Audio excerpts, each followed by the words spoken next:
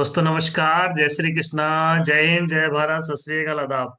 आज एक बार फिर से आप सभी साथियों का, मेरे बीएसएस योद्धाओं का और सभी रेड क्लब साथियों का आज के इस शानदार है जूम सेशन हम साथ साथ है ऑनलाइन ट्रेनिंग में स्वागत है, अभिनंदन है। और आज का दिन बहुत ही खास होने वाला है, आज का दिन बहुत ही जबरदस्त होने वाला है, क्योंकि आज की ट्रेनिंग भी बहुत जबरदस्त होने वाली है। दोस्तों आज हमारे बीच एक बहुत ही दमदार और बेहतरीन लीडर मौजूद हैं। उनका परिचय देना चाहूंगा छोटा सा, उन्हें इस स्क्रीन पर इनवाइट करने से पहले। दोस्तों, इस बिजनेस में आने से पहले, इस काम को शुरुआत करने से पहले गृहिणी थी और साथ ही इंश्योरेंस सेक्टर में काम किया करती थी। किसी एक शख्स के माध्यम से जब उन्हें जानकारी दी गई तो जस्ट एक छोटी सी शुरुआत की, लेकिन जैसे जैसे सीनियर और सिस्टम के संपर्क में आई तो उन्हें ऐसा समझ में आने लगा कि यही वो जगह है जहां से मैं अपने सपनों को पूरा कर सकती हूँ, सपनों की उड़ान भर सकती हूँ। दोस्तों, कुछ समय के बाद ही उन्होंने इस सिस्टम को फुल टाइम अडॉप्ट कर लिया, बड़ी मेहनत लगन से काम करते हुए धीरे धीरे अचीवमेंट लेते गई। दोस्तों, ऐसे ऐसे अचीवमेंट ले पाए जो लोगों का जीवन पर्यंत लक्ष्य होता है। उन्होंने यहाँ से कई विदेश यात्राएं की, उन्होंने अपने सपनों की कार परचेस की, साथ ही वो सारे जो जिम्मेदारियां परिवार की होती हैं वो सारी जिम्मेदारियां एक गृहिणी रहते हुए भी इस सिस्टम की वजह से वो सारे जिम्मेदारियों को पूरा करते हुए उन सपनों को पूरा करी। दोस्तों, हम सबके बीच वो नारी शक्ति के रूप में एक मिसाल है। मिसाल ही नहीं है, उनका काम भी बेमिसाल है। और आज वो जिस लेवल को हासिल कर चुकी हैं वो हम सबका सपना होता है। दोस्तों, आज वो रूबी लेवल पर हैं और डायमंड से मात्र 2 पायदान दूर हैं। और मुझे यकीन है ना केवल वो डायमंड बनेंगी, बल्कि अपने लगन और मेहनत की वजह से वो बहुत जल्दी डबल डायमंड बनेगी, ट्रिपल डायमंड बनेगी, Venus, mercury, crown, crown ambassador और एक दिन यूनिवर्सल क्राउन एम्बेसडर भी बनेंगी। तो ऐसे सफल शख्स को, ऐसे सफल लीडर को जब मैं इस स्क्रीन पर इनवाइट करूं तो आप सब लोगों से चाहूंगा कि जोरदार तालियों से उनका वेलकम करें, हाथ ऊपर करके गम जोशी वाली ताली से। तो please welcome on screen our great ruby leader Mrs Seema Kashyap ji on screen. Welcome Seema madam, आपका स्वागत है। Thank you sir ji. Most welcome Seema madam. Thank you sir ji. All the best. Thank you. दोस्तों नमस्कार। Welcome ma'am. वेलकम सीमा नमस्कार। Madam, welcome. राधे राधे। सब सभी साथियों को थैंक यू। दोस्तों नमस्कार, मैं सीमा कश्यप इस जूम पैनल पे उपस्थित सभी आदरणीय गुरुओं को और सभी बीएसएस साथियों को प्रणाम और नमस्कार करती हूँ। और मैं सीमा कश्यप सभी ऊर्जावान साथियों का आज जबरदस्त जूम सेशन में हार्दिक हार्दिक स्वागत करती हूँ। आप सभी के लिए जोरदार तालियां होनी चाहिए। और थैंक यू। सोनी सर ने मेरी इतनी गर्मजोशी से जिन शब्दों के मैं योग्य नहीं हूँ, उन शब्दों से उन्होंने मुझे यहाँ पर वेलकम किया। सर वाकई में जो आज वेलकम मिला है वो हर व्यक्ति का सपना होता है। और वाकई में इस सिस्टम ने सही चीजें दी और आपने मुझे यहाँ पर बुलाया, कुछ बोलने का की अनुमति दी, तो मैं आपका तहे दिल से धन्यवाद करती हूँ। All the best. और thank you very much sir ji. तो सर मैं ज्यादा समय ना लेते हुए मैं चाहूंगी कि मैं अपना स्लाइड शेयर कर सकूं। बिल्कुल बिल्कुल। तो मैं दोनों कंटिन्यू आदरणीय कीजिए। गुरुओं से को प्रणाम करते हुए अपनी स्लाइड को शेयर करने जा रही हूँ दोस्तों।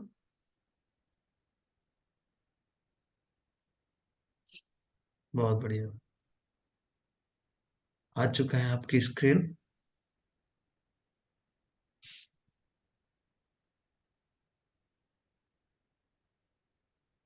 यस, स्टार्ट हो रहा है।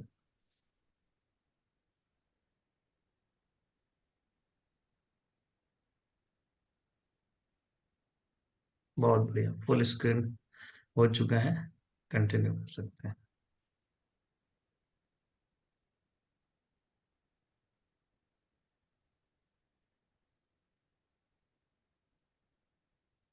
साथियों पुनः नमस्कार, मैं सीमा कश्यप आप सभी साथियों का धन्यवाद करती हूँ।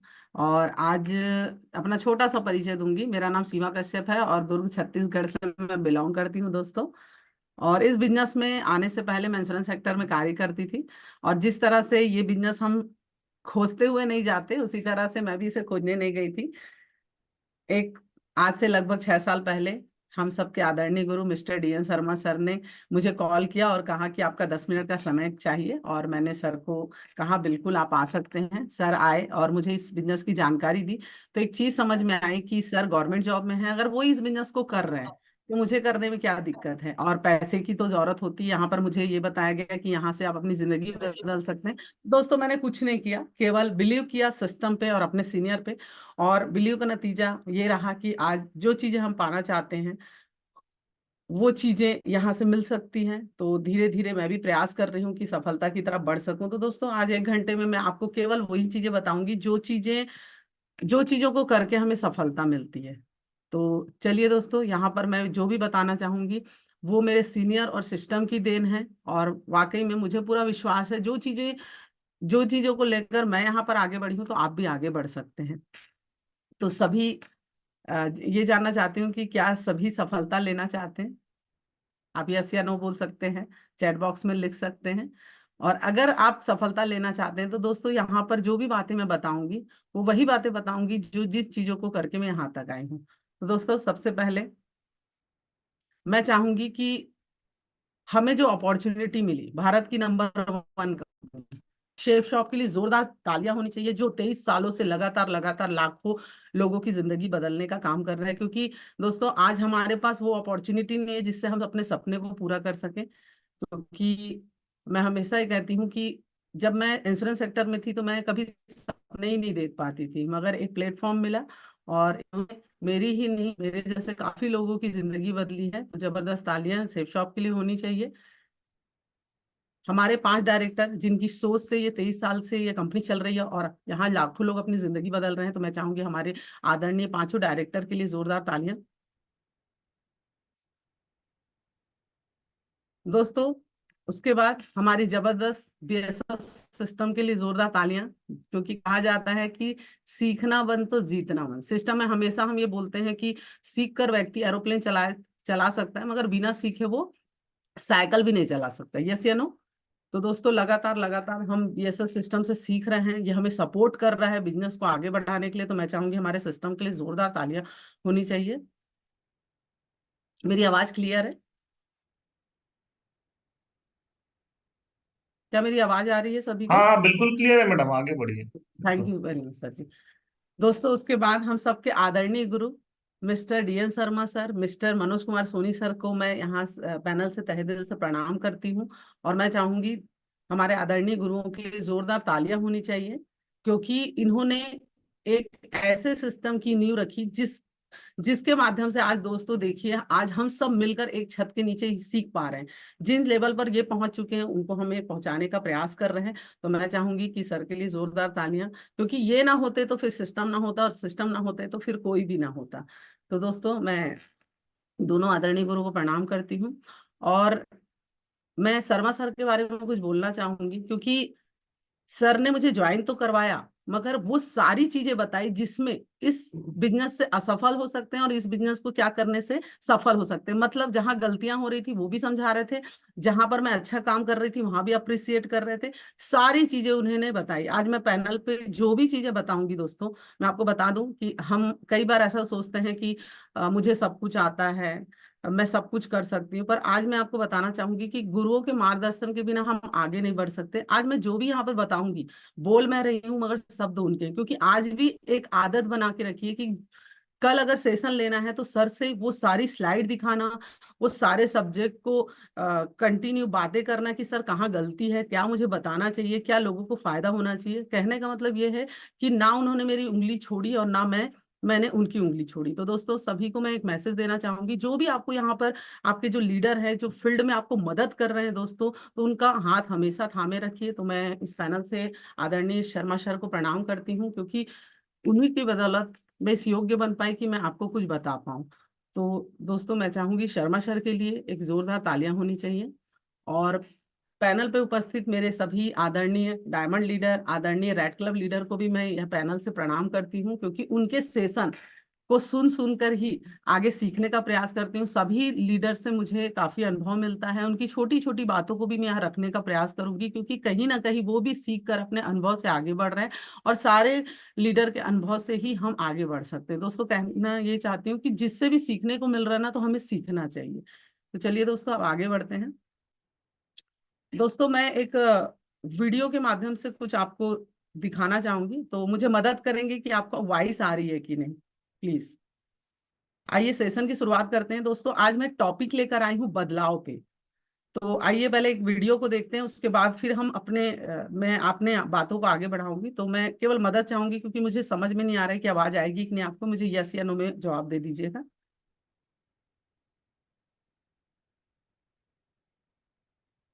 मैं समय हूँ। आ रही आवाज? आ रही मैडम। Thank you sir. मेरा जन्म सृष्टि के निर्माण के साथ हुआ था। मैं पिछले युगों में था, इस युग में हूँ और आने वाले सभी युगों में रहूंगा। अनंत काल से पृथ्वी पर राज करने की लड़ाई जारी है।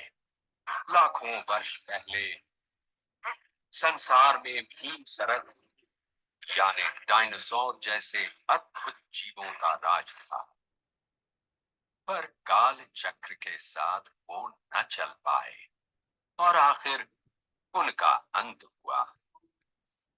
फिर धीरे धीरे ईश्वर के पुत्र मानव ने धरती को अपने वश में किया और शुरू हुई मुकाबले की एक ऐसी आंधी जिसने सभ्यताओं का उदय और अंत देखा। रोम की शान तो कहीं यूनान की विशाल शक्ति। कभी मुगल सल्तनत बुलंदियों तक पहुंची तो कभी ब्रिटिश साम्राज्य ने अपने ही सूरज को अपनी ही आंखों के सामने डूबते देखा। और मैं इन सारी घटनाओं का साक्षी रहा, क्योंकि मैं समय हूं। पर समय पक्षपात नहीं करता। इन सभी सभ्यताओं, राजवंशों और साम्राज्यों ने जीतना तो सीख लिया, लेकिन उस जीत को कायम रखने के लिए वो मेरे साथ बदले नहीं। और जो समय के साथ बदलते नहीं, समय उन्हें बदल देता है। और आज एक बार फिर समय बदल रहा है। ये बताने से पहले कि आने वाला कल कितना सुनहरा होगा, मैं आपसे 3 जरूरी प्रश्न पूछना चाहता हूं। एक, क्या आप इस करवट लेते युग के साथ खुद को बदलने की हिम्मत रखते हैं? 2, क्या आप हमेशा शिखर पर रहना चाहते हैं? और 3, क्या आप समय के साथ बदलने को तैयार हैं?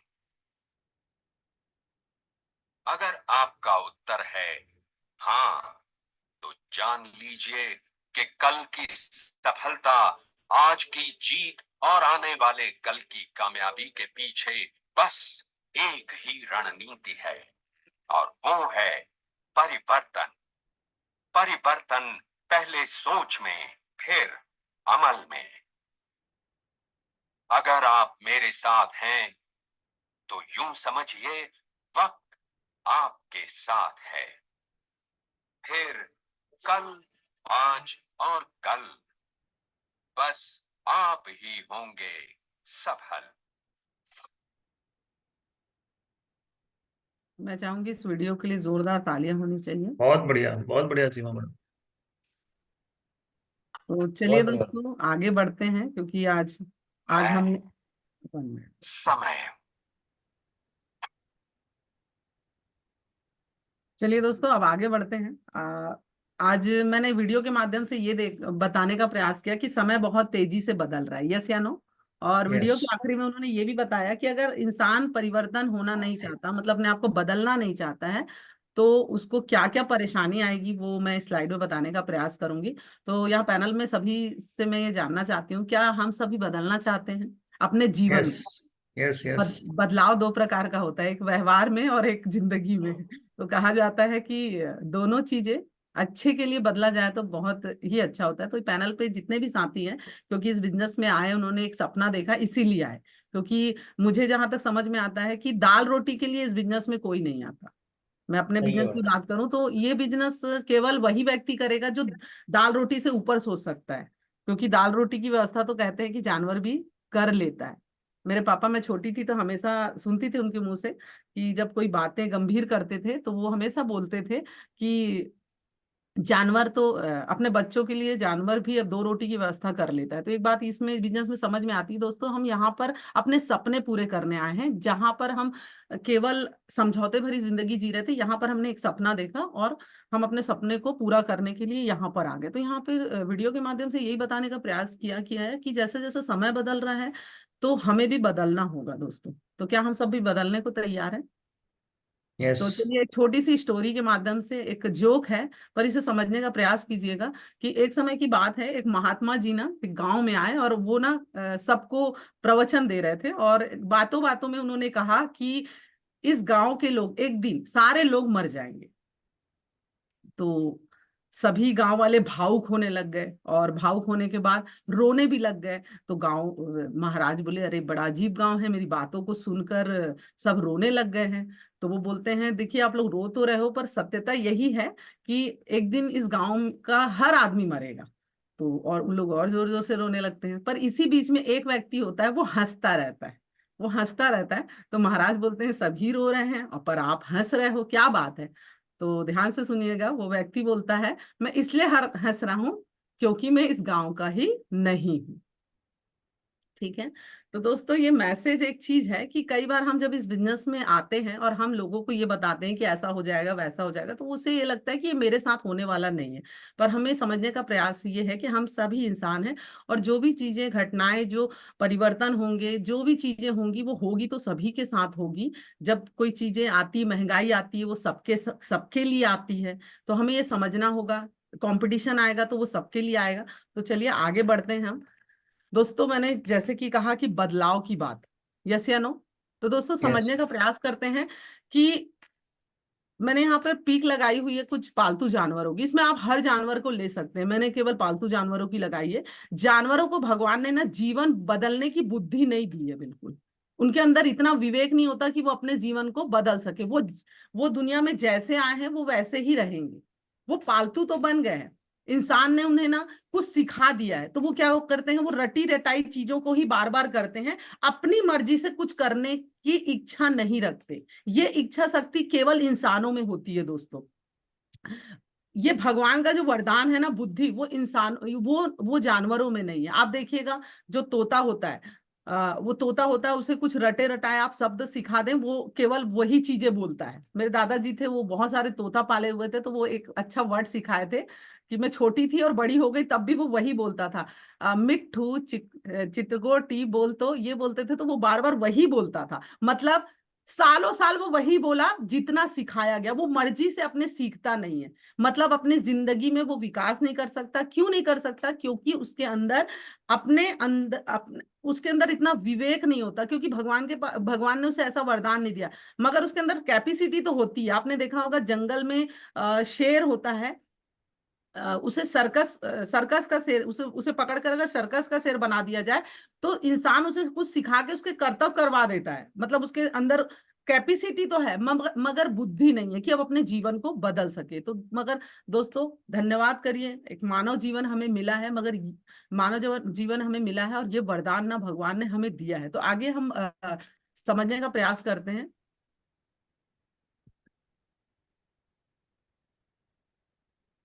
दोस्तों यहाँ पे कुछ पॉइंट लिखा हुआ है।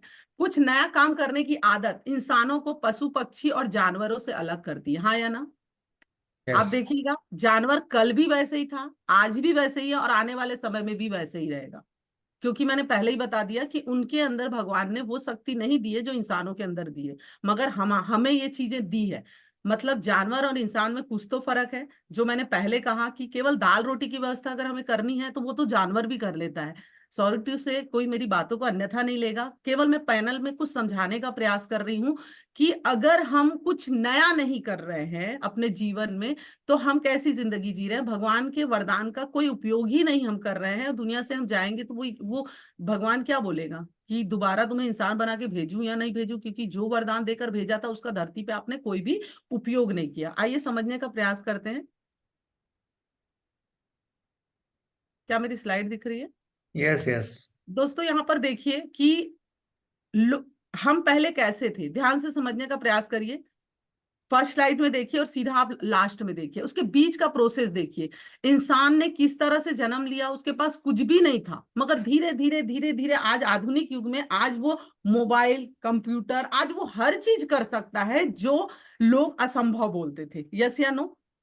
यस क्योंकि भगवान ने उससे ऐसा वरदान दिया है कि वो सोचकर, समझकर, आसपास की चीजों को देखकर सीख लेता है। कुछ लोग ये बोलते हैं कि मुझे ये नहीं आता, मुझे वो नहीं आता, मगर आप सोच के देखिए कि जब इंसान की उत्पत्ति हुई, भगवान ने जब इंसान को धरती पे लाया तो उसके पास क्या था? ना कोई साधन थे, कुछ नहीं था, उसको तो आसपास कुछ देखने को भी नहीं था, मगर उसने इतना लंबा सफर तय कैसे किया होगा। आज हमारे पास सब कुछ है, इसे सिस्टम से जोड़कर भी देखते हैं, हमारे पास आज सिस्टम है, सीनियर है, सब कुछ है, फिर भी हम रोना रोते हैं, मैं क्या करूं, कैसे करूं। हम आसपास पूछते भी नहीं है, हम आसपास देखते भी नहीं है, केवल आंख को बंद किए हुए हैं। तो आज समझने का प्रयास करते हैं, ये भी इंसान है, हम भी इंसान है।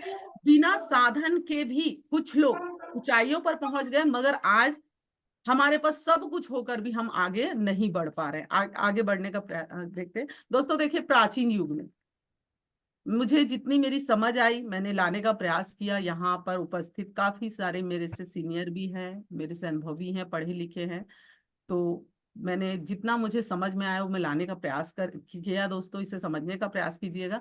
आप देखिएगा, प्राचीन युग में इंसान के पास केवल जीवन था। ध्यान से सुनिएगा, इंसान के पास केवल जीवन था। भगवान ने धरती पर भेज दिया, ना उनके पास खाने का था, ना पहनने को था, ना रहने को था, ना कोई चीजें नहीं थी, मगर भगवान का दिया एक वरदान तो था। उसने अपना उपयोग कैसे किया? जीवन है तो कहते हैं ना, दुनिया में आए हैं तो जीना ही पड़ेगा, अगर जीवन है जहर तो पीना ही पड़ेगा। तो इनको ये तो समझ में आ रहा था जीवन मिला है तो भूख भी लग रही है, तो सोच तो गई भूख लग रही है तो खाना है, कुछ तो खाना है। तो क्या करते थे? जानवरों को मारते थे, मतलब अपनी आवश्यकताओं को पूरा करते थे। रोना नहीं रोया कि मैं क्या करूं, कैसे करूं। जो समझ में आया, पेट भरने के लिए, अपने परिवार को पालने के लिए क्या किया? ना डरे ना कुछ, जो सामने दिखा। क्योंकि भूख, कहते हैं कि दुनिया की पंचायतें उन्हीं को याद आती है जिसका पेट भरा होता है। हम इस बिजनेस में आते हैं, पंचायतें अगर कर रहे हैं ना, वो इसलिए कर रहे हैं क्योंकि हमारा पेट भरा हुआ है, मगर जिसका पेट खाली होता है ना, उसे केवल ये समझ में आती है कि मैं अपने परिवार की दो रोटी की व्यवस्था कैसे करूं। तो दोस्तों, कुछ साधन ना होने के बावजूद वो जो मिलता था लकड़ी से, अपने हाथों के नाखून से, वो जानवरों को मारने का काम करते थे और उसे खाते थे। मगर एक चीज भी समझ में आई कि ये ऐसे जानवर हैं, भयानक जानवर है, जैसे हमारी भी जान जा सकती है, तो इनको मारे कैसे? तो ये जब शिकार करते थे ना दोस्तों, तो इनको ये गिर जाते थे बड़ी बड़ी चट्टानों से, बड़ी बड़ी चट्टानों से ना टकराते थे। तो इनको एक बात समझ में आई कि ये चट्टान है, ये कड़ी चीज है, अगर ये मुझे चोट पहुंचा सकती है तो ये जानवरों को भी चोट पहुंचा सकती है। तो इन्होंने क्या किया? अपनी बुद्धि का इस्तेमाल किया। उनको समझ में आने लगा आसपास की चीजों को देखकर, तो उन्होंने क्या किया? उन्होंने उस पत्थरों से औजार बनाने का काम किया कि ये मेरी मदद करेगा। औजार बनाया, और औजार जब बना रहे थे तो पत्थर पत्थर से टकराए। तो उनको एक चीज समझ में आई कि ये क्या है, कि ये ज्वलनशील चीजें हैं।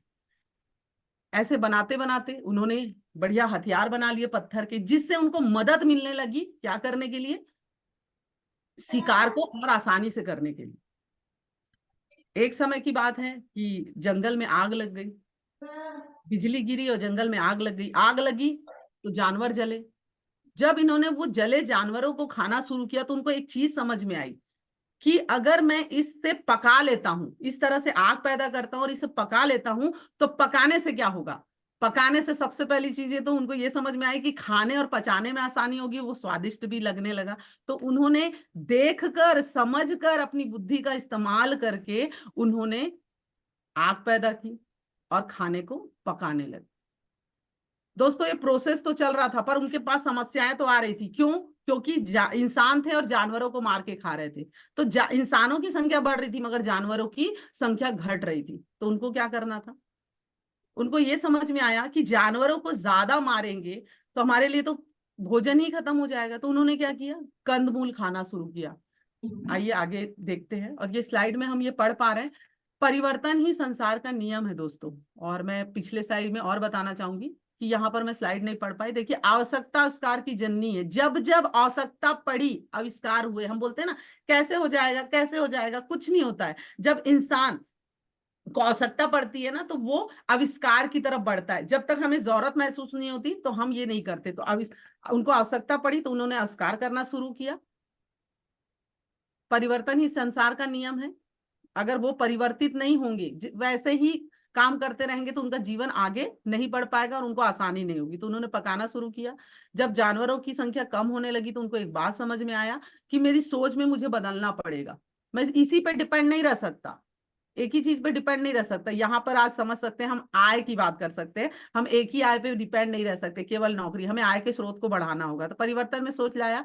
उन्होंने कंदमूल खाना शुरू किया, फल खाना शुरू किया। उनको समझ में आया कि ये जो नेचर हमें कुछ दे रहा है उसे खाया जा सकता है। जब वो उसे खाते थे तो उसके बीज को फेंक देते थे और कुछ दिन के बाद देखते थे कि उस बीज से पौधे निकल रहे हैं। तो उनको एक बात समझ में आई कि इससे पौधों की संख्या बढ़ाई जा सकती है, इससे हमारे खाने की व्यवस्था होगी। तो उन्होंने क्या किया? खेती करना शुरू किया। आप समझ पा रहे हैं दोस्तों कि एक ऐसा इंसान जिसके पास साधन कुछ नहीं था, केवल दुनिया में उसे उस धरती में भेज दिया गया था, उसके पास कुछ भी चीजें नहीं थी, मगर उसने अपनी सोच से, समझ से खेती करना शुरू कर दिया। उसे एक चीज समझ में आई कि अब मैं खेती कर सकता हूं तो इससे क्या होगा? जानवरों की संख्या जो घट रही है, हमारे खाने की पीने की व्यवस्था कम हो रही है, वो इससे बढ़ेगी। तो वो खेती करके अब खाने लगे। आगे देखते हैं। उन्नति होने लगी, सोच में उन्नति होने लगी। कैसे? जिस जानवरों को वो मार मार के खा रहे थे उसको क्या करने लगे? उसको उसको पालने लगे। और उनको एक चीज समझ में आई कि हम जिसे मार के खा रहे थे उसे पाला जा सकता है। उस पे हम जो थक रहे हैं तो हमारे आने जाने की व्यवस्था इससे हो सकती है और हम इससे भी खेती कर सकते हैं। मगर एक चीज और समझ में आई कि अब इनका उपयोग कैसे करें। तो दोस्तों सोच में उन्नति आई, अब विकास करने की सोची इन सभी ने। तो एक चीज और आप ध्यान रखिए, ध्यान से सुनिएगा कि आप सोच के देखिए कि जो व्यक्ति केवल अपने 2 रोटी की व्यवस्था में लगा था, अब उसके दिमाग में क्या चीजें आ रही हैं? विकास की चीजें आ रही है। मतलब पहले अपने बारे में वो अपने आप को प्रोटेक्ट करता है, उसके बाद उसे विकास की बात। तो उसकी सोच में क्या आया? फर्क आया। अब उसकी उसकी सोच में आया तो उसने उन्नति का सोचा। अब उसने क्या किया? एक चीज समझ में आई कि अब ये जानवरों में केवल मैं बैठता हूं और कम बोझा ले जा सकता हूं। तो उसने क्या किया? उसको सोच में आई कि अगर इसमें पहिया लगा दिया जाए। तो दोस्तों विकास की ओर बढ़ते कदम, इन्होंने पहिया लगा दिया।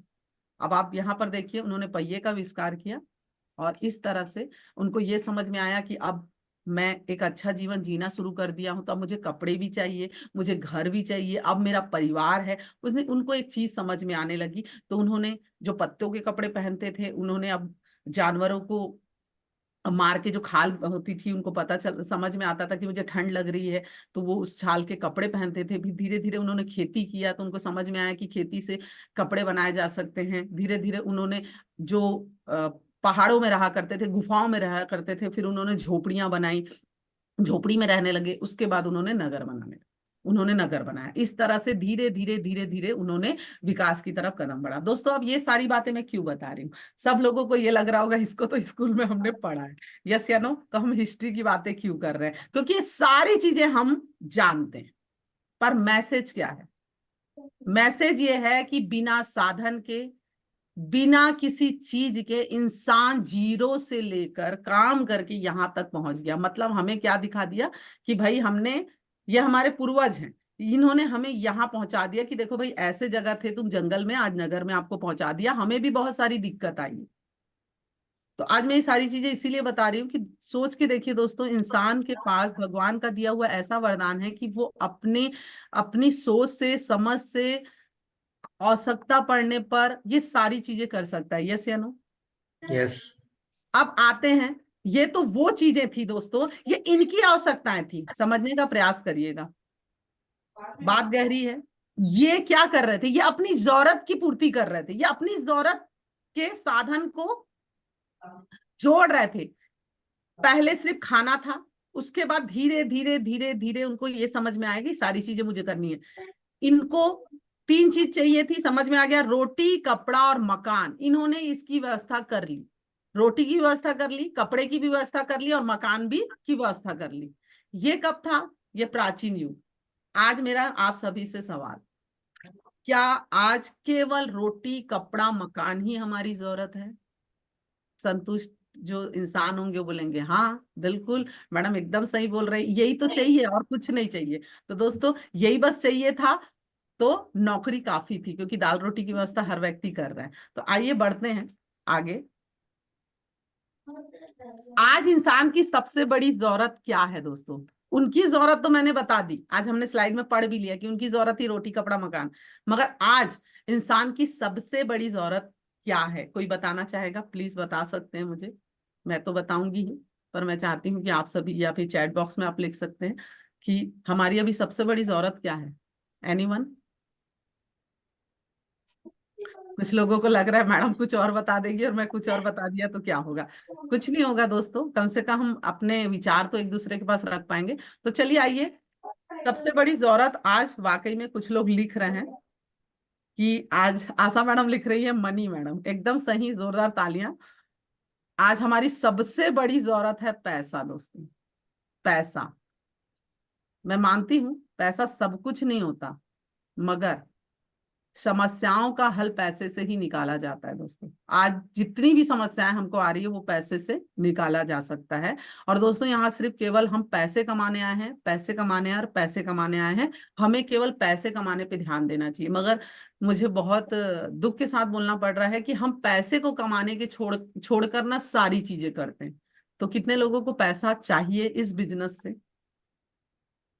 तो आइए हम आज पैसे की वैल्यू समझने की का प्रयास करते हैं कि आज इंसान की सबसे बड़ी जरूरत पैसा है। पैसा क्यों है? कुछ लोगों को लग रहा होगा मैडम गलत बोल रहे हैं, क्योंकि काफी लोग ऐसे मिलते हैं जो संतोषी होते हैं, वो बोलते हैं कि पैसा मेरी जरूरत नहीं है, मैं अपनी शौक के लिए नौकरी कर रहा हूं, मैं किसी को मदद करने के लिए काम कर रहा हूं। मगर डीपली अगर आप जाएंगे तो एक चीज समझ में आएगी कि वो तो पैसे के लिए ही काम कर रहा है। जैसे छोटा छोटा उदाहरण दूंगी, यहाँ पर कुछ हमारे बॉर्डर के नौजवान भी होंगे जो सेना में होंगे, तो उसे आप अन्यथा ना ले। मैं कई बार फॉलोअप में जाती हूँ तो कई लोग बोल देते हैं मैडम पैसे ही सब कुछ नहीं होता, मैं तो देश की सेवा के लिए काम करता हूं। पर आप डीपली जाएंगे तो एक चीज समझ में आ जाएगी कि उसके 10, 12, 15 साल नौकरी हो गई, मगर ऐसा कोई महीना नहीं गया कि वो उसने सैलरी ना ली हो। मतलब सिक्के का अगर दूसरा पहलू देखें तो हर व्यक्ति पैसे के लिए ही काम कर रहा है। तो दोस्तों हम भी यहाँ पैसे के लिए काम कर रहे हैं, क्योंकि आज हमारी जरूरत पैसा है। क्योंकि आइए देखते हैं कि हमें पैसा आज क्यों चाहिए। शिक्षा, क्योंकि रोटी, कपड़ा, मकान तो था, उनके पास ना शिक्षा थी ना और भौतिक सुख सुविधाएं थी। दोस्तों आज अगर हम पैसा नहीं कमाएंगे, आज अपनी सोच को नहीं बदलेंगे, आज हम अपने जीवन को बेहतरीन नहीं करेंगे, तो आज आप देखिए शिक्षा सबसे बड़ी नीड बन चुकी है। आज घर में राशन बाद में भरेंगे, पहले हमें शिक्षा चाहिए। हाँ या ना? यस। कोई ऐसा बोल ही नहीं सकता। और बेस्ट से बेस्ट स्कूल में चाहिए। आज आप नर्सरी का ही आप केजी क्लास के बच्चों का भी एडमिशन करवाने जाएंगे तो लाख से 1.5 लाख रुपए चाहिए। तो हम कैसे बोल सकते हैं कि आज मेरी पैसा जरूरत नहीं है? क्योंकि हर जगह आप जाएंगे तो पहली बात होती है पैसे की। तो शिक्षा बहुत जरूरी है आज के युग में। आज हम अपने बच्चों को नहीं पढ़ाएंगे तो सबसे पहली चीज पूछी जाती है, आपका बच्चा, अगर वो स्टूडेंट है तो आपका बच्चा कितना पढ़ता है, आपका बच्चा कहाँ पढ़ता है। तो यही क्वेश्चन के लिए हम बेस्ट से बेस्ट स्कूल में डालना चाहते हैं, और इसके लिए लाख से 1.5 लाख रुपए लगते हैं। दोस्तों आगे बढ़ते हैं। हॉस्पिटल, हम सभी को पता है कोरोना के बाद हम और जागरूक हो गए हैं। आज मेडिकल हमारी बहुत बड़ी जरूरत है। पहले हम शायद घर में कुछ भी खा पी के चलो घर के घरेलू उपचार करके रह जाते थे, मगर आज कहीं भी अगल बगल आप बैठोगे, अगर आपको ज्यादा दिन तक सर्दी है खांसी है, वो व्यक्ति आपके पास बैठना पसंद नहीं करता, तुरंत बोलता है कि अरे यार पैसे क्यों बचा रहा है, अच्छे से अच्छे डॉक्टरों को दिखाओ। आज हॉस्पिटल हमारी बहुत बड़ी जरूरत है। आज हमें कुछ भी लगता है तो हम हॉस्पिटल जाते हैं। अगर जो हॉस्पिटल नहीं जाता है तो हमें एक चीज पता है कि वो अपने अपने स्वास्थ्य के साथ खिलवाड़ कर रहा है। तो ये भी बहुत बड़ी नीड है। पहले ऐसा कुछ नहीं होता था कि हॉस्पिटल जाना है, ये करना है, तो आज हम अच्छे से अच्छे हॉस्पिटल में अपना ट्रीटमेंट करवाना चाहते हैं। आइए देखते हैं, ये सुपरमार्केट है। हर व्यक्ति, क्योंकि आज हर एक छत के नीचे, एक ही छत के नीचे पूरा सामान आ चुका है। आज ऐसा नहीं बोल सकते, पुराने समय में जाएंगे तो हाँ, क्या बोलते हैं, अगर उन्होंने कोई जानवर मारा है, मान लो उन्होंने कोई पुराने जमाने में कोई जंगली जानवर मार लिया, तो परिवार को बोलना पूरा इसी को खाना है हफ्ता भर। आपको मुखिया ने ये बोल दिया आज मैंने मार के लाया, एक हफ्ता इसी को खाना है। आज सोच के देखिए, अगर हम ये बोल दे कि मैंने 10 किलो, है ना, केवल टमाटर लाया है क्योंकि वो सस्ता था, तो एक काम करो, पूरी ठंडी भर आपको रोज ना दाल चावल और टमाटर की चटनी खानी है, तो क्या परिवार खाएगा? नहीं खाएगा। उनके लिए क्या चाहिए? आप जाते हैं, मेरे बड़े बेटे को क्या नाश्ते में पसंद है, छोटे को क्या पसंद है, पापा को क्या पसंद है, मम्मी को क्या पसंद है। आज नाश्ता भी हर घर में अलग अलग प्रकार के बनते हैं, क्योंकि कोई शुगर पेशेंट है, कोई बीपी पेशेंट है, कोई नमक नहीं खाता, कोई शक्कर नहीं खाता। आप सोच के देखिए आज हमारी जरूरत क्या हो गई है। अगर आप उन्हें नहीं देंगे तो वो केवल यही बोलने वाला है कि मैं कमाता किस लिए हूं। तो दोस्तों, आज खर्चे राशन में भी बढ़ गए क्योंकि सबकी जरूरतें अलग अलग है। क्या मैं समझा पा रही हूँ? पैसा क्यों Yes. चाहिए? आज हमारी आवश्यकता क्या है? आज हम बोल रहे हैं ना कि हमें पैसे क्यों चाहिए, तो हर घर में जाके देखिएगा, कोई दूध नहीं पीता तो दही खाता है, तो उसके लिए दूध भी चाहिए, दही भी चाहिए, सारी चीजें चाहिए। आप नाश्ते में वैरायटी देखिएगा, खाने में वैरायटी देखिएगा। तो आज ऐसा नहीं है कि मैडम मैं आज 1,000 में चला लूंगा, नहीं दोस्तों। आज एक दूसरे को देखकर भी हम चीजों को सीख रहे हैं कि हमें क्या खाना है, क्या नहीं खाना। अच्छा, कुछ भी नहीं खाना है, किसमें प्रोटीन होता है, किसमें आयरन होता है, किसमें विटामिन होता है, ये भी हमें हमें जानना है, समझना है। और वो चीजों क्यों? क्योंकि हमें सिखा दिया गया बुद्धि का विकास ये खाने से होता है, वो खाने से होता है। पर ये सारी चीजें किससे होगी? पैसे से होगी। आप आसपास जाकर ढूंढ कर नहीं ला सकते। दोस्तों आगे बढ़ते हैं। आज आधुनिक युग में ये सब चीज चाहिए। आज बाई भी होगी, उसको भी वॉशिंग मशीन चाहिए, टीवी भी चाहिए, फ्रिज भी चाहिए, एसी भी चाहिए, मोबाइल भी चाहिए, लैपटॉप भी चाहिए, वाईफाई भी चाहिए। दोस्तों खाने के लिए हो या ना हो, ये सारी चीजें चाहिए। चाहिए कि नहीं चाहिए? Yes. घर के बच्चे तो बच्चे, पड़ोसी भी आके बोल देता है आपके घर ये नहीं है, वो नहीं है। याद करिए रामायण का जमाना, जब किसी के एक घर में टीवी हुआ करता था और दूसरा चला जाता था, तो वो लोग ये बोलकर भगा देते थे कि हमें नींद आ रही है, टीवी गर्म हो गया है। आप सोच के देखिए कि ये चीजें आज कोई देखे ना देखे, आज कई घरों में टीवी कम चलते हैं क्योंकि सबके हाथ में मोबाइल आ गया है। चले या ना चले, मगर उसके घर में शोबाजी के लिए वो चीजें होनी चाहिए। तो ये सारी चीजें, हमारी भौतिक जो सुख सुविधाएं, वो किससे आएंगी? वो पैसे से आएंगी। ये आज हमारी जरूरत है, इसलिए पैसा चाहिए। स्टाइलिश बाइक हमारे बिजनेस के लिए और ज्यादा जरूरी है। आज बाइक होना जरूरी है। क्यों? क्योंकि ये जरूरत है। पहले ऐसा तो नहीं कि घोड़ा पाल लेते हैं, ठीक है, पेट्रोल नहीं लगेगा, ऐसा तो नहीं है ना कि आज हम जानवर पाल के उस पे सवारी करें। आज उसकी जगह इसने ले ली है, हाँ या ना? पहले Yes. लोग जानवर पाल लेते थे और उसकी सेवा करते थे। आज हमारे माँ बाप की सेवा हमसे होती नहीं है, हम जानवरों की क्या सेवा करेंगे? हम अपने लिए स्टाइलिश, हम अपने मम्मी पापा को या अपने बच्चों को स्टाइलिश बाइक, आज बाइक मिनिमम आप लेने जाएंगे ना दोस्तों, अच्छी स्टाइलिश बाइक मिनिमम 1.25 से 1.5 लाख रुपए में आती। इसके लिए भी पैसा चाहिए, वरना आपको पड़ोसी बोल देगा, अगर आप मांगने चाहेंगे तो। एक बाइक आपके पापा नहीं दिला सकते? तेरे पास बाइक भी नहीं यार। आज 10वीं पढ़े बच्चों को बोल देते हैं कि 10th के पास बाइक चाहिए, तेरे पास बाइक नहीं है, तेरे पापा बाइक नहीं दिला सकते। मतलब आप सोच के देखिए, आज आपको हमें पैसे कमाने के लिए इससे जरूरत है, क्योंकि ये हमारी आज आवश्यकता है, ये हमारी नीड है।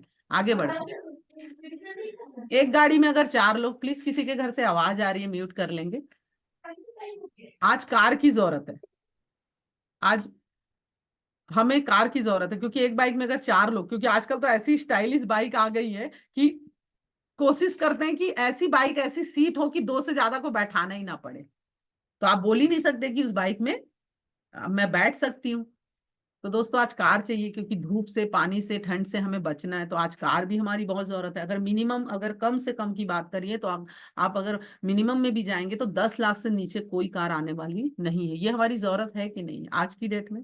क्योंकि आज आप घर देखेंगे तो हर घर में एक कार खड़ी ही नजर आएगी, और नहीं दिखी तो वो सामने वाला बोल देगा कि आपके घर में कार नहीं है। पहले के जमाने में ऐसा तो नहीं है कि खपरे का घर बना लिया, कच्चा मट्टी का बना लिया। आज हम, चलो केवल रहना है, अगर रहना है करके बना ले तो आने वाला क्या बोलेगा, अरे यार तूने पक्का घर नहीं बनाया है। आप सोच के देखिए, आज हमें रहने के लिए आलीशान बंगला भी चाहिए, हाँ या ना? अच्छे लोकेशन पे भी चाहिए। अगर मैं मिनिमम की बात करूं, अच्छे लोकेशन में, ज्यादा नहीं, आप ज्यादा ऊपर भी नहीं आएंगे, मगर अच्छे लोकेशन में चाहिए तो कम से कम आपको 50 लाख रुपए लगेंगे ही लगेंगे, हाँ या ना? दोस्तों आपको लग रहा होगा मैं फोटो क्यों दिखा रही हूँ, मैं समझाने का प्रयास कर रही हूँ कि पहले की जरूरत और अभी की जरूरत, उस युग में लोग कैसे जीते थे और इस युग में हमें जीने के लिए उन्होंने अपने संसाधन साधन को कैसे इकट्ठा किया, और अभी हमें कैसे इकट्ठा करना, ये हमें चाहिए कि नहीं चाहिए? ये भी पैसे से आएगा। अब ये सब चीजों को पाने के लिए आज आदमी क्या कर रहा है, या ये बोल सकते हैं कि हमारे पास आय के क्या क्या स्रोत हैं। तो हम जैसा सिस्टम में बताते हैं, हमारे पास आय के 3-4 स्रोत ही होते हैं जो हम इस बिजनेस में आने से पहले कर रहे थे। तो आइए देखते हैं। पहला, खेती। खेती किसानी लोग करते थे, और पहले का व्यवसाय यही था, खेती ही करते थे। पर आज सोच के देखिए, अगर इस युग में केवल खेती किया जाए तो क्या हम ये सारी जरूरतें पूरी कर पाएंगे? नहीं। पहली चीज तो इसके लिए खेत होना चाहिए, और दूसरी चीज है कि इसकी फिर पढ़ाई भी करनी पड़ेगी। तीसरी चीज, जम के मेहनत भी करनी पड़ेगी, अब वर्कर लगाने पड़ेंगे तब जाके, क्योंकि कई जगह मैं गांव में जाती हूँ, कुछ गौटिया भी होते हैं ना, तो फिर उनका जीवन मैंने देखा है। वो हैं करोड़पति, मगर उनको रहना तो किसानी की तरह है। तो मेहनत बहुत है, फसल बर्बाद भी हो सकती है, अच्छी भी हो सकती है, कंपटीशन है। तो आप आज के यूथ की बात करूं तो क्या आज का यूथ खेती कर पाएगा? नहीं कर पाएगा। आगे बढ़ते हैं। दूसरा, वो कोई दुकान डाल सकता है। आज हमारे आय का स्रोत है दुकान, मगर आज सर्वे ये बता रहा है कि धीरे धीरे धीरे धीरे सारी चीजें तो मर्ज हो रही है, एक ही छत के नीचे सारी दुकानें आ रही हैं। मतलब सड़कों से दुकान धीरे धीरे लुप्त हो रहे हैं हमारे पास ये, मगर इससे भी करोड़पति नहीं बन सकते। ये हमारे जितने भी मैंने जो साधन बताए वो हम पूरे नहीं कर सकते दोस्तों। आगे बढ़ते हैं। अब है आज के युग में लोग नौकरी की तरफ बढ़ रहे हैं दोस्तों। जॉब 8 से 10 घंटा, मगर एक लिमिट, पैसा जितने घंटे काम उतने घंटे का पैसा, यस या नो? तो आप सोच के देखिए कि आज जॉब की जिंदगी कैसी हो गई है। उसे बाहर वालों को तो बड़ा मजा आता है कि अरे यार नौकरी में है, मम्मी पापा को भी लगता है कि नौकरी में है, मगर आप सोच के देखिए उसके अंदर का दर्द। वो हर काम वहां पर कर रहा है जो वो करना नहीं चाहता, पर उसे पता है कि इससे मेरा परिवार चलेगा, तो वो जॉब कर रहा है, तो इससे भी उसके सपने पूरे नहीं होते हैं। आगे बढ़ते हैं। और आखिरी है, कुछ लोग अपने हुनर का पैसा कमाते हैं। कोई सिंगर है, कोई डांसर है, कोई योगा क्लास चलाता है, कोई जिम चलाता है, कोई मास्टर शेफ बन जाता है, कोई एक्टर है, कोई डायरेक्टर है। कहने का मतलब है अपने हुनर का पैसा कमाते हैं, यस या नो? तो दोस्तों आज के युग में ये सारी चीजें हर व्यक्ति कर रहा है। कोई नौकरी कर रहा है, कोई खेती कर रहा है, कोई दुकानदारी कर रहा है, मगर सभी से मैं आदर से पूछ रही हूँ, क्या ये सब करके आज आधुनिक युग में जो चीजें हमें चाहिए वो हम पूरा कर पा रहे हैं? नहीं कर पा रहे हैं। यही कारण है कि जब हमारे पास ये बिजनेस आया तो हमने उसे लपक के एक्सेप्ट किया, क्योंकि हमें पता था ना खेती से, ना नौकरी से, ना दुकान से, ना अपने हुनर से मैं अपने सपने पूरे नहीं कर सकता। या तो मैं अच्छे से बच्चों को पढ़ा लूं, या तो मैं घर बना लूं, या तो मैं अपने परिवार को अच्छा जीवन दे दूं, या तो फिर मैं अपने 2 बच्चों को के फ्यूचर को बना लूं। मतलब आज की डेट में एक जगह की अर्निंग से केवल वो अपनी जरूरतें पूरी करता है और कुछ नहीं कर पाता। यही कारण है कि जब ये बिजनेस हमारे पास आया दोस्तों, तो हमने इसे एक्सेप्ट किया। अब हमें समझने की जरूरत है कि आज भगवान ने हमें इतनी बुद्धि दी कि जब ये बिजनेस हमारे पास आया, यहाँ पर सारे जो जितने साथी हैं उनके लिए जोरदार तालियां होनी चाहिए, क्योंकि जब ये बिजनेस हमारे पास आया तो हम ना भी बोल सकते थे, मगर हमने हाँ बोला। हमने अपनी तीक्ष्ण बुद्धि का इस्तेमाल किया और हमने हाँ बोला, और हमें ये समझ में आया कि अपने काम को करते हुए अगर मैं इस काम को कर लेता हूं तो आने वाले समय में 5 से 6 साल अगर मैंने कंसिस्टेंसी से काम कर लिया तो मैं करोड़पति बन सकता हूं। मेरे पास कोई रास्ता नहीं था। जैसे मैंने प्राचीन युग में बताया कि उन्होंने अपना रास्ता खोज लिया, उनके पास जैसे जैसे चीजें आई उन्होंने उनको आगे मिलते गया। उसी तरह हम यहाँ पर कहीं ना कहीं हमारे दिमाग में चल रहा था कि मुझे अपने सपने पूरे करने हैं, अपने बच्चों को अच्छा एजुकेशन देना है, अच्छी तालीम देनी है, हर चीज करना है, अपने घर लेना है, बंगला बनाना है, कार लेना है। तो हमारे दिमाग में चल रहा था, वो उत्पत्ति चल रही थी। इसी बीच में हमें ये बिजनेस मिला और हमने इसे एक्सेप्ट किया दोस्तों। अब यहां पर यह है कि पहले लोगों के पास वो सारी चीजें नहीं थी, मगर आज हमारे पास वो सारी चीजें हैं, क्योंकि ये सारे साधनों को खरीदने के लिए हमें साध्य की जरूरत थी। ये मार्केट में ऑलरेडी है, कार भी है, बंगला भी है, मोटरसाइकिल है, स्कूल है, हॉस्पिटल है, मगर इसके अंदर एंट्री करने का जो साध्य है वो हमारे पास नहीं है, वो पैसा हमारे पास नहीं है। ये सारी चीजें हमें पैदा नहीं करनी है, हमें पैदा नहीं करनी है, ये ऑटोमेटिक मार्केट में है। केवल हमें चाहिए क्या? हमें चाहिए पैसा, जिससे हम ये सारी चीजें खरीद लें।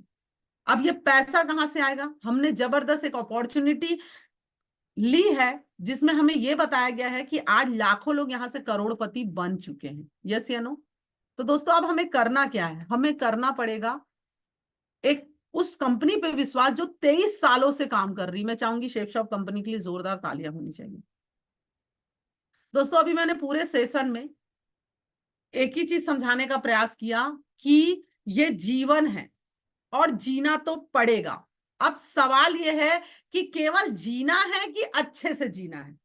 जीना है तो मैंने एक चीज बता दिया कि रोटी कपड़ा मकान जो आदमी कहीं से भी पूरा कर लेगा।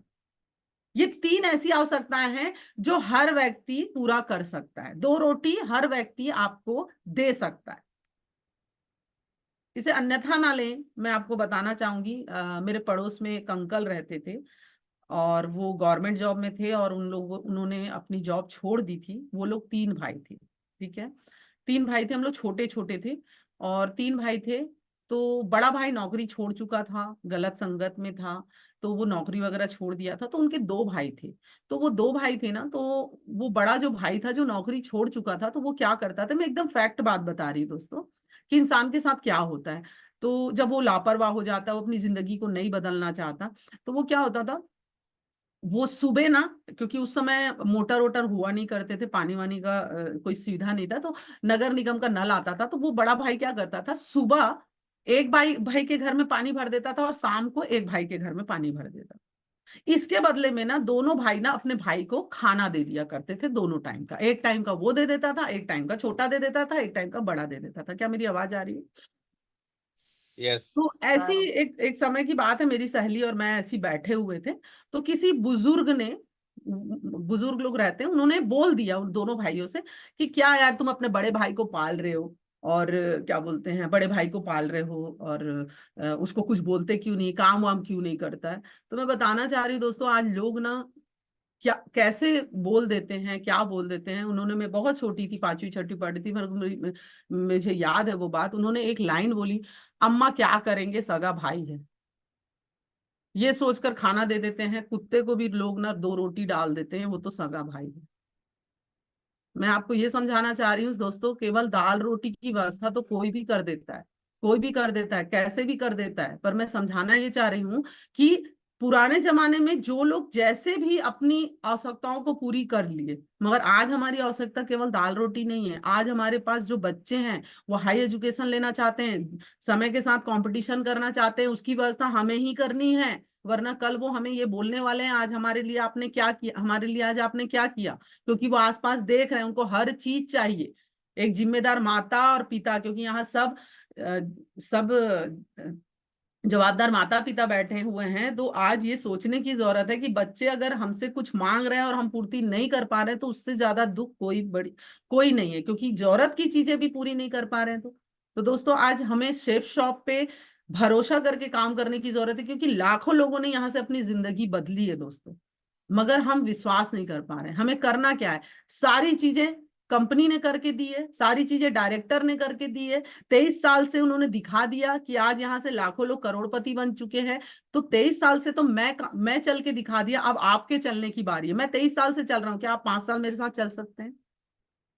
तो दोस्तों, हमारे पास एक जबरदस्त कंपनी है जिसके साथ हम काम करके अपने सपने को पूरा कर सकते हैं। हमारे पास सारी चीजें तैयार है, केवल हमें काम करने की जरूरत है। उसके बाद आते हैं जबरदस्त तालियां शर्मा सर और सोनी सर के लिए, जिन्होंने हमारे लिए बीएसएस सिस्टम लाया, जिसके कारण हम एक छत के नीचे रोज सुबह 7 से 8 बजे तक हम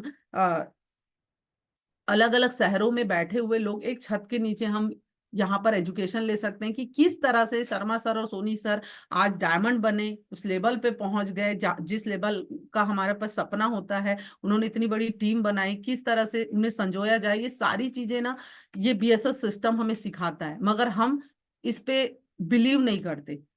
दोस्तों, हमें सबसे पहले ये चीज समझना है कि मैं एक बेस्ट कंपनी में हूं और एक बेस्ट सिस्टम में हूं और एक बेस्ट सीनियर के साथ हूं। हमारे पास सारी चीजें हैं, मगर अब हमें केवल सारी चीजें तो बेस्ट हैं, केवल हमें बेस्ट होने की जरूरत है दोस्तों। अब करना क्या है? सब चीज बढ़िया है, कंपनी बढ़िया है, सिस्टम बढ़िया है, सीनियर भी बढ़िया है, तो अब करना क्या है? आइए समझने का प्रयास करते हैं। सारी चीजें मैंने बता दी। हम अगर पैसा कमाना चाहते हैं, अब हमें इस स्लाइड से समझ में आ गया कि वाकई में पैसा बहुत जरूरी है, बहुत ज्यादा जरूरी है। तो अब हमें क्या करना पड़ेगा? हम यहां पर डायमंड बनना चाहते हैं, यानी राजा बनना चाहते हैं। तो दोस्तों, राजा बनने से पहले ना प्यादा बनना पड़ता है, यस या नो? मगर हम क्या है, डायरेक्ट राजा बनना चाहते हैं। आइए देखते हैं, शतरंज का ये खेल है, ये राजा है। राजा तो हर व्यक्ति बनना चाहता है, मगर सिस्टम ये बोलता है कि राजा बनने से पहले प्यादा बनना पड़ता है। समझाने का प्रयास कर रही हूं कि हर व्यक्ति को डायमंड बनना है, मगर फ्रेशर की तरह कोई काम करना नहीं चाहता, कोई नहीं चाहता। दोस्तों, हमें ये समझने की जरूरत है कि राजा क्या कर रहा है वो देखने की जरूरत नहीं है। जो डायमंड है ना, वो क्या कर रहा है आज वो देखने की जरूरत नहीं है। राजा क्या करके राजा बना है, ये प्रोसेस जानने की जरूरत है। सही है। डायमंड क्या कर रहा है, डायमंड कैसे रह रहा है, वो देखने की जरूरत नहीं है। वो क्या करके डायमंड बना है, वो प्रोसेस करने की जरूरत है। क्योंकि आजकल हम क्या करते हैं, डायरेक्ट ना मुकुट पहनना चाहते हैं, डायरेक्ट, अगर सिस्टम की भाषा में बोलूं तो डायरेक्ट पगड़ी पहनना चाहते हैं, हाँ या ना?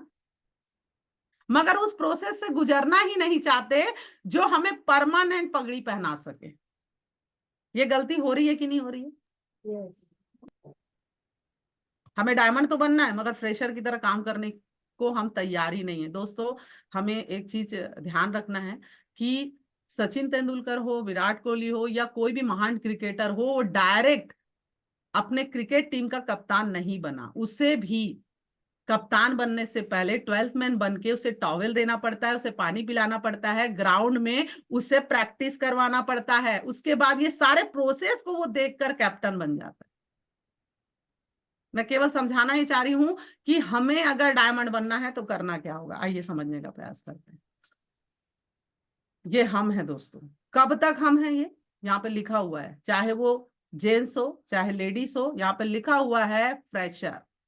जब तक हम डायमंड नहीं बन जाते, इवन मैं भी, जब तक हम डायमंड नहीं बन जाते, हमें फ्रेशर की तरह काम करना है, हर चीज करना है, फ्रेशर की तरह हर चीज, सिस्टम के सारे काम, सब चीज करना है। सिस्टम में जाना है, चेयर भी लगाना है, इंस्ट्रूमेंट भी लगाना है, इनवाइट भी करना है, 1-to-1 भी करना है, प्लान भी करना है, ग्रुप मीटिंग भी करना है, फॉलो अप भी करना है, सब करना है। मगर हम क्या करते हैं, जैसे हम ब्रॉन्ज हुए, सिल्वर हुए, गोल्ड हुए, हम बन जाते हैं डायमंड। हमको ये लगता है अब मेरी टीम करेगी। यहीं पे गलती हो जाती है, यस या नो? यस। यहीं पे गलती हो जाती है। अगर हम ये सोच लेते हैं कि जब तक मेरी ताशपोशी नहीं होती डायमंड की ना, रेड क्लब की नहीं, जब तक मेरी ताशपोशी नहीं हो जाती, मैं एज अ फ्रेशर हूं, मुझे डायमंड बनते तक वो सारे काम करने हैं जो मुझे राजा बना सकता है। क्लियर है बातें? अगर हम ये सब करने को तैयार हैं, आज फिर मैं बोलूंगी, अगर हम फील्ड में नहीं निकल रहे इनवाइट करने, जितने भी हैं, फ्रेशर को तो पता है मुझे क्या करना है, फ्रेशर को तो पता है कि उसको क्या करना है, इनवाइट करना है, उसको पता है कि भैया मेरी अभी 1-2 की टीम नहीं है, मुझे तो इनवाइट करना है। पर जैसे उसकी 2 की टीम आ जाती है, वो राजा बन जाता है। अब उसको लगता है प्रजा काम करेगी। दोस्तों, अगर मैं डायमंड नहीं हूं, सबसे पहले अपनी आईडी खोलिए और देखिए, अगर मैं डायमंड नहीं हूं तो मैं इनवाइट मैं करूंगा 1%, क्योंकि हमारे अपने बिजनेस में बोलते हैं कि अगर 1% भी, अगर मैंने काम कर लिया तो 1% का भी पैसा आएगा। बताते हैं ना ग्राफ में कि कितना परसेंट चला, तो 1%, कोई करे ना करे मैं करूंगा। अगर 1% भी काम करते हैं तो बिजनेस चलता है। अगर हम ये सब करने को तैयार है तो हम क्या बन जाएंगे? हम बन जाएंगे दोस्तों डायमंड। अगर ये प्रोसेस हमने करना शुरू कर दिया तो हमारी टीम भी करना शुरू कर देगी। दोस्तों, अगर हम डायमंड बनना चाहते हैं तो 2-3 चीजों को ध्यान रखना पड़ेगा, ज्यादा कुछ नहीं है, क्योंकि सब चीज सीनियर बताने को तैयार है। कंपनी हर चीज बता दी है, हाथ में हमारा बिजनेस है, सिस्टम रोज हमें बढ़िया से बढ़िया एजुकेशन दे रहा है, अच्छे से ट्रेनर आ रहे हैं, वो हमें एजुकेट कर रहे हैं। लीडर भी बढ़िया है जो हमारा हमेशा हित चाहते हैं। कहते हैं इस बिजनेस में माता पिता चाहे अहित चाहे, मगर इस बिजनेस में हमारा सीनियर कभी अहित नहीं चाहता। अब करना क्या है? केवल अपने आप को बदलने की कोशिश करना है दोस्तों। सब बेस्ट है, बस मैं एक ही चीज बोलना चाहूंगी, हम बेस्ट नहीं, हमें अपने आप को बेस्ट करना है। बेस्ट कैसे कर सकते हैं? सबसे पहला, भरोसा रखिए। किस पर? कंपनी पर, कंपनी पर, सिस्टम पर, सीनियर पर और खुद पर। यह भरोसा करना होगा। अगर हम भरोसा नहीं करते हैं तो हम आगे नहीं बढ़ पाएंगे। अपने आप को बदलना पड़ेगा। हमारे अंदर जो भी कमी है, अगर हम ही अपनी कमी को दूर नहीं कर रहे हैं, जान कर कि मेरे अंदर कमी है, तो हम आगे नहीं बढ़ सकते। क्लियर है? क्योंकि कहा जाता है कि अगर जो जो चीजें हमारे सपने पूरा कर सकती है, हम उसी का ख्याल नहीं रख रहे हैं, तो दूसरे का ख्याल रख के करोगे क्या?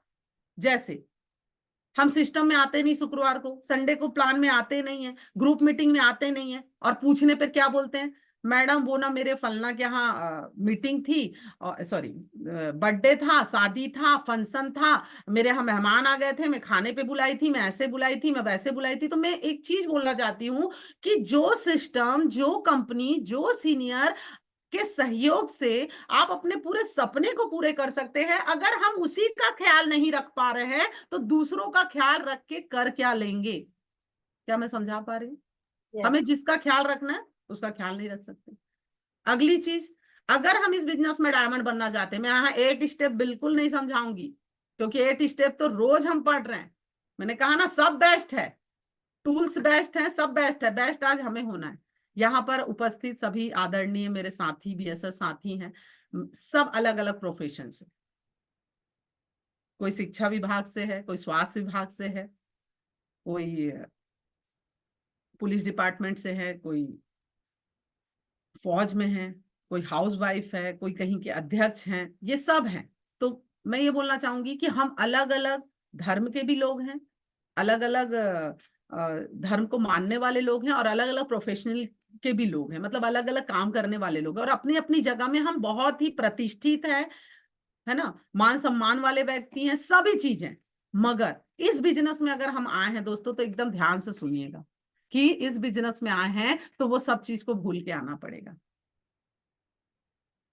कि मैं यहाँ का अध्यक्ष हूं, मैं यहाँ का मान्यवर हूं, मैं ये हूं, मैं वो हूं। ये सब चीज छोड़ना पड़ेगा। अगर नहीं छोड़ सकते ना, तो दोस्तों मैं आपको बताना चाहूंगी कि हम करोड़पति नहीं बन सकते। तो चलिए एक स्टोरी के साथ मैं अपनी वाणी को विराम दूंगी।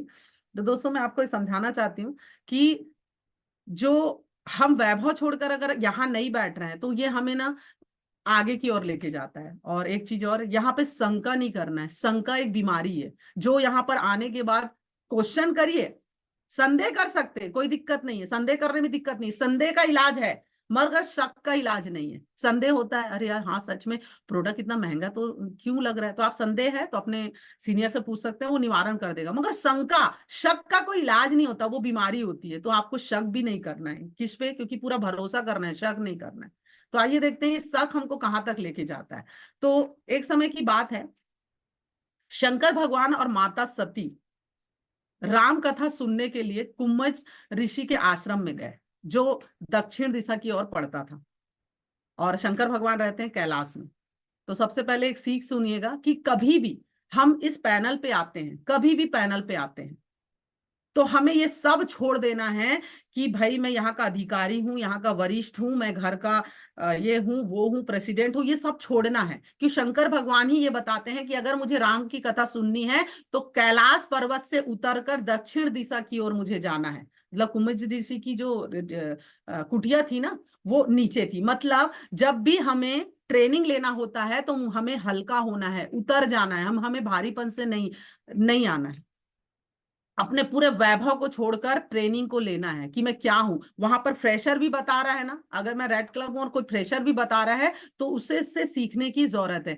तो वो राम कथा सुनने गए। राम कथा को सुनने के बाद वो ऋषि के आश्रम से वापस आ रहे थे, तो वो उनके मन में एक विचार चल रहा था, क्या कि हे भगवान, मैं जिन प्रभु की कथा सुन के आ रहा हूं, अगर उनके दर्शन हो जाते तो बहुत अच्छा होता।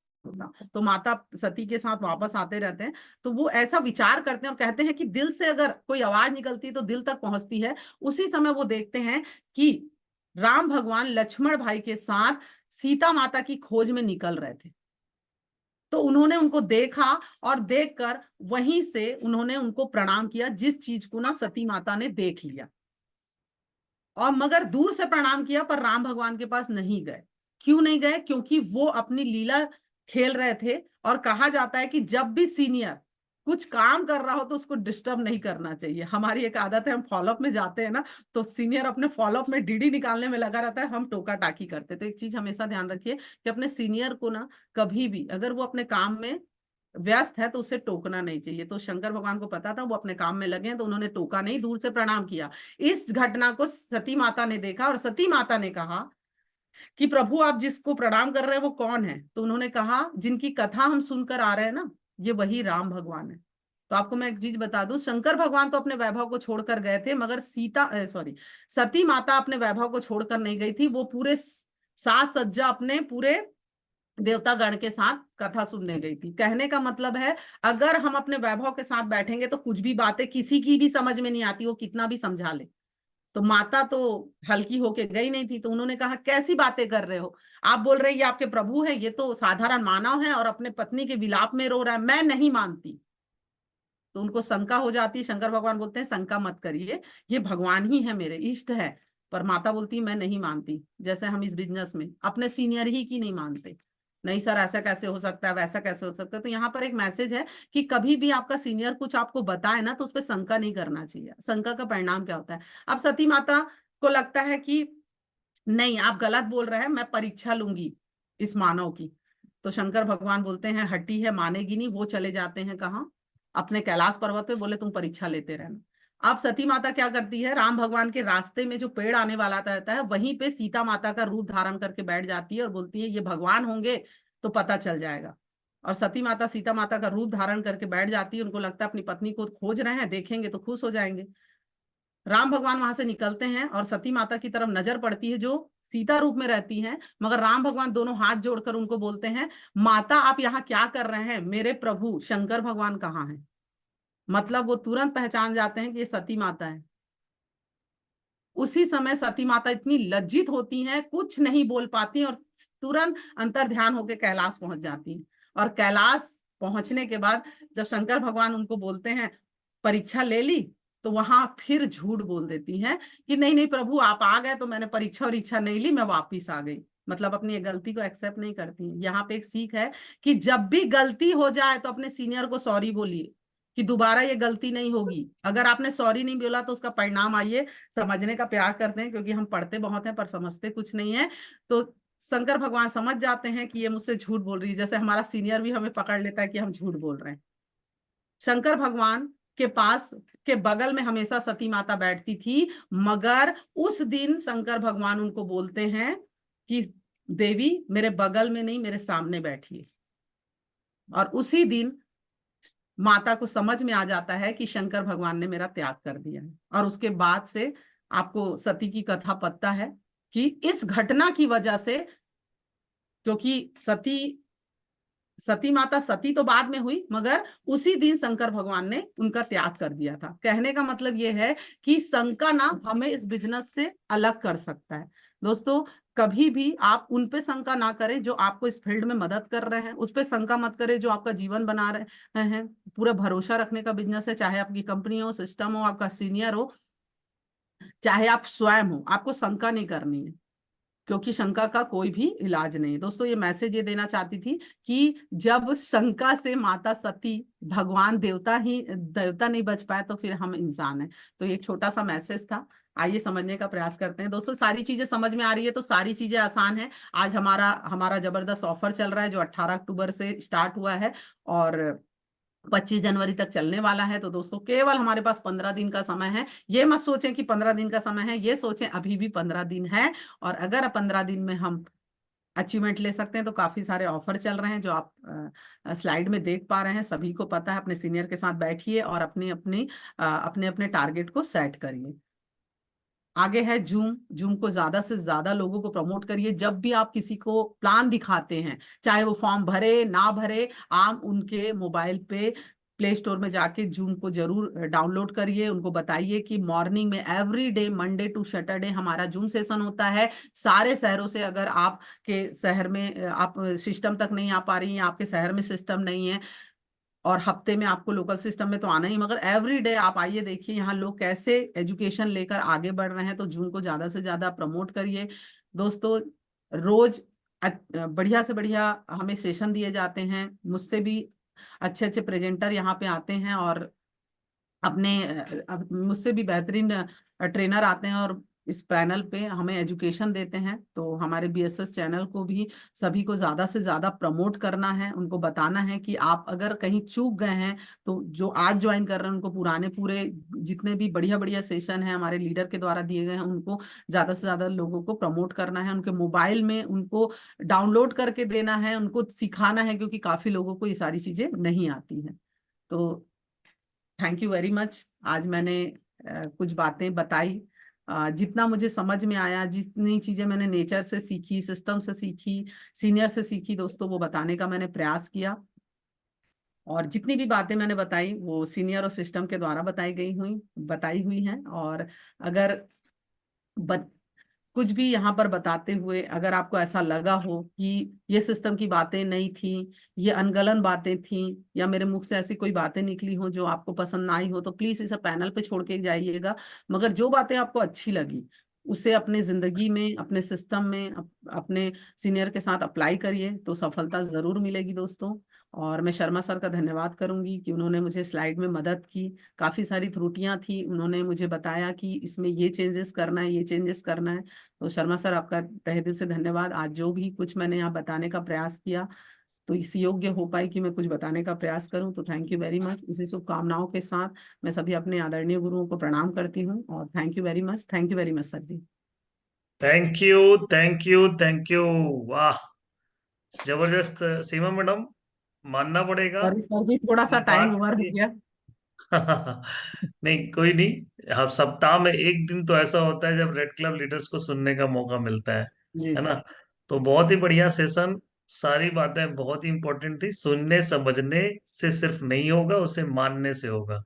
संशय आत्मा विनश्यति। संशय से हमारा विनाश हो सकता है, इसलिए संशय ना करें और लगातार लगातार प्रयास करें, कंसिस्टेंसी से करें, है ना। आज इस पैनल में मैं कहना चाहूंगा, जो लोग ये मीटिंग अटेंड कर रहे हैं उनको लग रहा होगा कि यार सही बात तो बिल्कुल सही है। अगर आपको सिर्फ इतना ही लग रहा है तो आप देखिए कि आपके साथ कितने लोगों को ये लग रहा है। वो उनको तो लग ही नहीं रहा होगा जो इस ट्रेनिंग में नहीं है। सही है सीमा मैडम, वाकई मैं किस मुंह से, किस शब्दों से, किन शब्दों से आपका धन्यवाद करें। ऐसे सभी लीडर जब हमारे यहाँ कोई ट्रेनिंग लेके आते हैं, हमारा प्राउड से मतलब सीना चौड़ा हो जाता है कि हम लोग बीएसएस में हैं। तो बहुत ही बढ़िया। और ऐसे ही आप लगातार तरक्की करते रहें, लगातार उन्नति की ओर बढ़ते रहें, और बहुत जल्द हम आपको डायमंड बनना देखना चाहते हैं। इसलिए बहुत बहुत शुभकामनाएं आपको। इन्हीं शब्दों के साथ मैं अपनी वाणी को विराम करता हूँ और नेक्स्ट लीडर को इनवाइट करता हूँ। थैंक यू मैं सर जी। आपको होस्ट कर रहा हूँ। आप प्लीज पैनल को हैंडल कीजिएगा नेक्स्ट, है ना। Thank you thank so you much. Sir. Okay sir. Thank you very much sir ji. और शिवा मैडम, मैं क्या बोलूं, शब्द नहीं है मेरे पास। बस मैं ये कह सकता हूँ कि आपने ये मुकाम ना अपने मेहनत से, अपने कर्मों से बनाए हैं। Proud of you. और रियली में यदि कोई आपको गुरु माँ बोलते हैं